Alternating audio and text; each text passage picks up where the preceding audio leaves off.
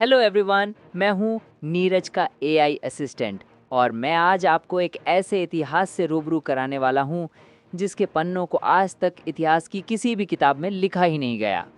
आज आप मेरे साथ जानोगे कि कैसे बड़ी से बड़ी रियासतों ने अपनों के विरुद्ध जाकर अपने अपने साम्राज्यों को समाप्त कर लिया। तो चलिए चलते हैं समय की उन गहराइयों में। सन 1500 ईस्वी, जब इंग्लैंड की महारानी एलिजाबेथ प्रथम ने यूरोप और अपने देश में मूल्यवान मानी जा रही वस्तुएं जैसे मसाले, कपास, रेशम को पाने के लिए पूर्वी देशों के साथ व्यापार करना चाहा। इसके लिए महारानी एलिजाबेथ और उनके व्यापारियों ने निर्णय लिया कि हम पूर्वी देशों के साथ व्यापार करने के लिए कंपनी का गठन करेंगे। तब सन 1599 को महारानी एलिजाबेथ ने एक शाही चार्टर प्रदान करके उनके व्यापारियों को एक कंपनी का निर्माण करने की मंजूरी दे दी। तब वहाँ के व्यापारियों ने पूर्वी देश, जिसमें भारत प्रमुख था, के साथ व्यापार करने के लिए इंग्लैंड में 31 दिसंबर सन 1600 को एक कंपनी का गठन किया, जिसे आज हम ईस्ट इंडिया कंपनी के नाम से जानते हैं। तो कंपनी के पहले प्रतिनिधि कप्तान विलियम हॉकिंस ने अपना प्रथम प्रयास सन 1608 ईस्वी में किया। उस समय भारत के एक बड़े भूभाग पर मुगल सम्राट जहांगीर का कब्जा था, पर हॉकिंस इस बात से पूर्णतः अनजान था कि भारत में उनसे पहले ही सन 1498 ईस्वी से ही पुर्तगाली भारत में व्यापार कर रहे थे, जिस कारण से पुर्तगालियों द्वारा ईस्ट इंडिया कंपनी के कड़े विरोध के कारण हॉकिंस को 1611 में इंग्लैंड वापस लौटना पड़ा। पुर्तगाली ये वही लोग थे जिसका एक नाविक वास्को डी गामा ही सन 1498 ईस्वी में समुद्री मार्ग से भारत पहुंचा और भारत की इस तरह खोज की, जबकि इस समय से भारत का इतिहास और कहीं 1000 साल पुराना है। तो वास्तव में ये भारत की खोज नहीं हुई थी, बल्कि ये एक समुद्री मार्ग की खोज थी जो यूरोप से भारत को सीधे जोड़ती थी। चलो अब अपनी वीडियो पर वापस आते हैं। तो हॉकिंस के वापस इंग्लैंड लौटने के बाद ईस्ट इंडिया कंपनी ने पुर्तगालियों से बदला लेने के लिए 1612 ईस्वी में कंपनी के जहाज़ों ने कैप्टन थॉमस बेस्ट के नेतृत्व में सूरत के पास स्वाली नामक स्थान पर स्वाली की लड़ाई में पुर्तगालियों को हरा दिया। स्वाली की जीत के तुरंत बाद मुगल सम्राट जहांगीर ने ब्रिटिशों की नौसैनिक शक्ति से प्रभावित होकर उन्हें सूरत में एक स्थायी कारखाना स्थापित करने के लिए एक शाही फरमान जारी किया। 1613 ईस्वी में सूरत में कंपनी का पहला स्थायी कारखाना स्थापित हो गया और फिर कंपनी ने फैसला किया कि अब जहांगीर को लालच दिया जाए। इसलिए इंग्लैंड के राजा जेम्स प्रथम ने 1615 में अपने राजदूत सर टॉमस रो ओ जहांगीर के दरबार में भेजा। टॉमस रो ने लगभग 3 साल तक जहांगीर को कीमती गिफ्ट्स दिए। जहांगीर इस जाल में फंस गया। अंततः जहांगीर ने उन्हें मुगल साम्राज्य के कुछ हिस्सों में व्यापारिक फैक्ट्रियां स्थापित करने की अनुमति दे दी। इसके बाद उन्होंने मुगल साम्राज्य के अन्य हिस्सों जैसे आगरा, अहमदाबाद और भड़ौच, बंगाल, बिहार और उड़ीसा में भी व्यापारिक केंद्र स्थापित किए। इसी बीच सन 1664 में फ्रांसीसी भी भारत में व्यापार करने आए, पर वो कुछ कर नहीं पाए। फिर 1707 ईस्वी में औरंगजेब की मृत्यु के बाद धीरे धीरे मुगल साम्राज्य बिखरने लगा और सूबेदार, जिन्हें निजाम या नवाब कहा जाता था, खुद को स्वतंत्र घोषित करने लगे। यानी कि मुगल सम्राट के द्वारा सूबेदारों को जो राज्य चलाने के लिए दिया गया था, सूबेदारों ने स्वयं को उस राज्य का स्वतंत्र राजा घोषित कर लिया। उस समय के मुगल सम्राट फर्रुख सियर ने सन 1717 ईस्वी में कंपनी को एक सुनहरा फरमान जारी किया, जिसके तहत कंपनी को बंगाल, बिहार और ओडिशा में शुल्क मुक्त व्यापार करने यानी टैक्स दिए बिना व्यापार करने का अधिकार मिला। इस फरमान ने कंपनी के आर्थिक आधार को बहुत मजबूत कर दिया। और उधर बंगाल के सम्राट मुर्शीद कुली खान ने 1717 ईस्वी में, अवध के सम्राट सादत खान ने 1722 ईस्वी में, हैदराबाद के सम्राट निजामुल मुल्क आसफ जहां ने 1724 ईस्वी में अपने आप को स्वतंत्र घोषित कर लिया। इस प्रकार भारत इस समय अलग अलग रियासतों जैसे कि पूर्व में बंगाल के सूबा, दक्षिण में हैदराबाद के निज़ाम, मैसूर के हैदर अली या टीपू सुल्तान, पश्चिम मध्य में मराठा साम्राज्य पेशवा, विभिन्न मराठा सरदार जैसे सिंधिया, होलकर, गायकवाड़, भोसले, उत्तर पश्चिम में सिख राज्य रणजीत सिंह के तहत अफगानी रियासतें, उत्तर मध्य अवध सूबा, रोहिलखंड, जाट राज्य, भरतपुर, राजपूत रियासतें जैसे जयपुर, जोधपुर जैसे अलग अलग करीबन 8 रियासतों में बट गया। और अंदर ही अंदर ये सब सल्तनतें आपस में ही लड़ रही थीं। यानी कि जब एक तरफ भारत के अलग अलग सभी साम्राज्यों के टुकड़े होते जा रहे थे, तभी एकमात्र मराठा साम्राज्य अपने उत्कर्ष पर था और एक प्रमुख शक्ति के रूप में उभर रहा था। 1740 में पेशवा बालाजी बाजीराव के समय मराठा प्रत्यक्ष रूप से और चौथ यानी राजस्व का 1/4 पर अधिक भूभाग पर नियंत्रण रखते थे। मराठा प्रभाव पूरे भारतीय उपमहाद्वीप में फैल गया था।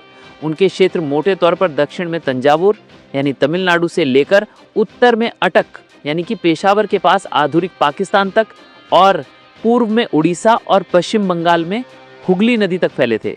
पर 1761 में पानीपत के तीसरे युद्ध में मराठों को अफगानी शासक अहमद शाह अब्दाली के हाथों करारी हार मिली, क्योंकि अहमद शाह अब्दाली उस समय का सबसे शक्तिशाली अफगानी राजा था।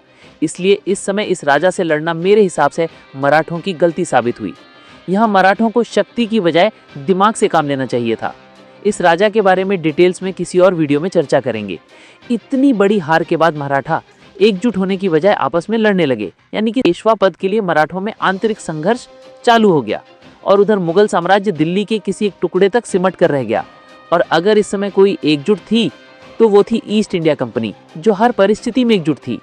फिर ईस्ट इंडिया कंपनी अपने मिले अधिकारी का बहुत दुरुपयोग यानी व्यापार के बहाने कंपनी किसी भी तरह का टैक्स नहीं दे रही थी, जिसकी वजह से 23 जून 1757 को बंगाल का नवाब सिराजुद्दौला ने गुस्से में आकर कासिम बाजार पर हमला किया और कोलकाता के ईस्ट इंडिया कंपनी के फोर्ट विलियम पर कब्जा कर लिया।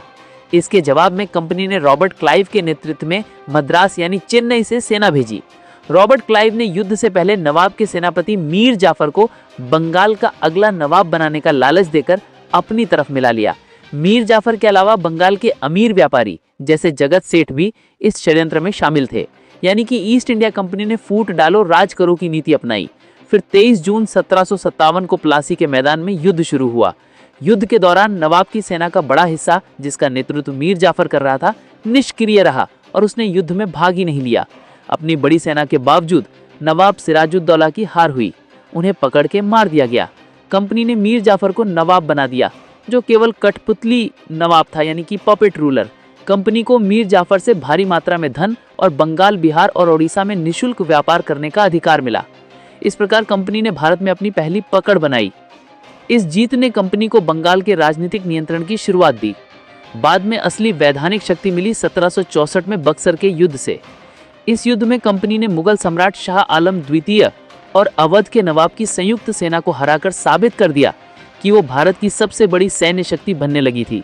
और मुगल अब आसानी से इसलिए भी हार जाते थे क्योंकि इस समय मुगल साम्राज्य आपस में ही लड़ रहा था। बक्सर की हार 1764 के युद्ध के बाद इलाहाबाद की संधि हुई 1765 में, जिसके तहत सम्राट शाह आलम द्वितीय को कंपनी का पेंशनर बनना पड़ा। कंपनी ने उन्हें पेंशन देकर अपने नियंत्रण में रखा। फिर 1765 की इलाहाबाद की संधि से कंपनी को बंगाल में राजस्व वसूल करने का अधिकार भी मिल गया, जिससे वो पूरी तरह से शासक बन गई। इस तरह मुगल साम्राज्य को बिखेरने और उन पर अपना कब्जा बनाने के साथ साथ कंपनी ने भारत की बाकी रियासतों को फूट डालो और राज करो की नीति और सैन्य शक्ति से एक एक करके हराया। जैसे कि मैसूर, सबसे बड़ा सैन्य प्रतिरोध। अंग्रेजों ने मैसूर को अलग करने के लिए मराठों और हैदराबाद के निजाम को अपने पक्ष में किया। इसलिए मैसूर के हैदर अली और उनके पुत्र टीपू सुल्तान के पास अकेले लड़ने के अलावा और कोई रास्ता नहीं था। फिर भी मैसूर के शासकों ने अंग्रेजों को सबसे लंबी और कड़ी चुनौती दी। फिर 1799 में चौथे आंग्ल मैसूर युद्ध हुआ। ये युद्ध सीधे सैन्य बल और कूटनीति पर आधारित थे। 1799 में चौथे आंग्ल मैसूर युद्ध में टीपू सुल्तान की मृत्यु हुई और मैसूर को सहायक संधि के अधीन एक कमजोर रियासत बना दिया गया। मराठा एकता की कमी से पतन।